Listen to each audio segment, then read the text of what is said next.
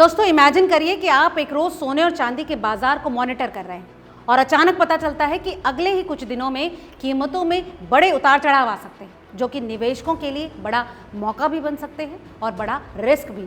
इस वक्त बाजार ऊपर नीचे नहीं भाग रहा, लेकिन दोस्तों चार्ट कुछ ऐसे संकेत दे रहे हैं कि ये शांति ज्यादा दिनों तक रहने वाली नहीं है।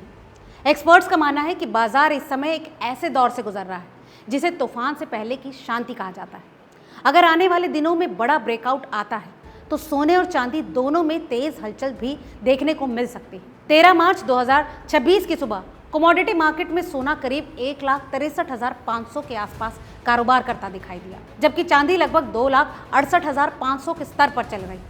पहली नज़र में बाजार सामान्य लग सकता है, लेकिन अगर टेक्निकल चार्ट को देखा जाए तो एक अलग तस्वीर सामने आती है। चांदी के वीकली चार्ट में इस वक्त डोजी कैंडल बनने की संभावनाएं दिख रही है।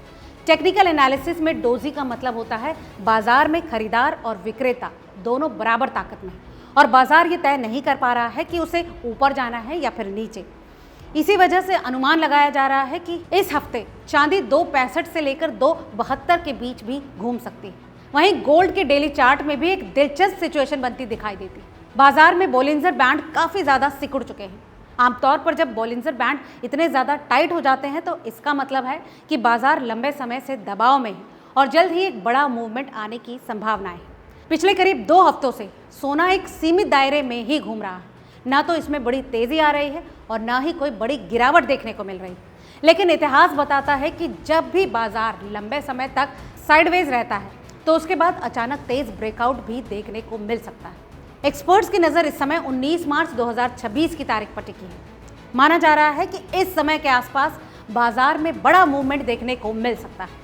इसकी एक बड़ी वजह अमेरिकी फेडरल रिजर्व की FOMC बैठक है। इस बैठक में ब्याज दरों को लेकर फैसला लिया जाता है और ब्याज दरों में किसी भी बदलाव का सीधा असर अंतर्राष्ट्रीय गोल्ड और सिल्वर की कीमतों पर पड़ता है। अगर ब्याज दरों में कटौती या फिर बढ़ोतरी होती है तो सोने और चांदी में अचानक तेजी या फिर गिरावट आ सकती है। दोस्तों दूसरी बड़ी वजह है दुनिया में बढ़ रहा भू राजनीतिक तनाव। मिडिल ईस्ट में चल रहे तनाव और युद्ध जैसी स्थितियों ने पहले ही वैश्विक बाजारों में अनिश्चितता बढ़ा दी। ऐसे समय में निवेशक अक्सर सुरक्षित निवेश की ओर रुख करते हैं और सोने और चांदी को सुरक्षित निवेश माना जाता है। यही वजह है कि जियोपॉलिटिकल तनाव बढ़ने पर इन दोनों मेटल्स की कीमतों में अचानक तेजी देखने को मिलती है। इसके अलावा भारत में 31 मार्च को फाइनेंशियल ईयर की क्लोजिंग भी होने वाली। दोस्तों इस समय कई कंपनियां और बड़े निवेशक अपने प्रॉफिट और लॉस को एडजस्ट करते हैं, जिससे कमोडिटी मार्केट में बड़े सौदे भी देखने को मिल सकते हैं।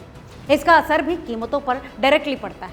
अगर गोल्ड के अहम स्तरों की बात करें तो बाजार के लिए 1,61,600 का लेवल बेहद खास माना जा रहा है। अगर सोना इस स्तर के ऊपर मजबूती से बंद होता है तो इसमें तेजी आ सकती है और कीमतें 1,63,500 और 1,65,000 तक पहुंच सकती हैं।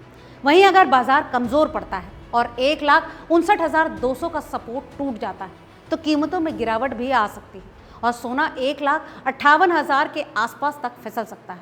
दोस्तों कुल मिलाकर मार्केट इस वक्त एक ऐसे मोड़ पर खड़ा है जहां अगले कुछ दिनों में किसी भी दिशा में बड़ा मूवमेंट देखने को मिल सकता है और इस बारे में विशेषज्ञों का कहना है कि बुधवार तक बाजार में कई बार फॉल्स ब्रेकआउट भी देखने को मिलेंगे, यानी कीमतें अचानक ऊपर जाएंगी और फिर नीचे आ जाएंगी और फिर से गिरकर तुरंत संभल सकती है।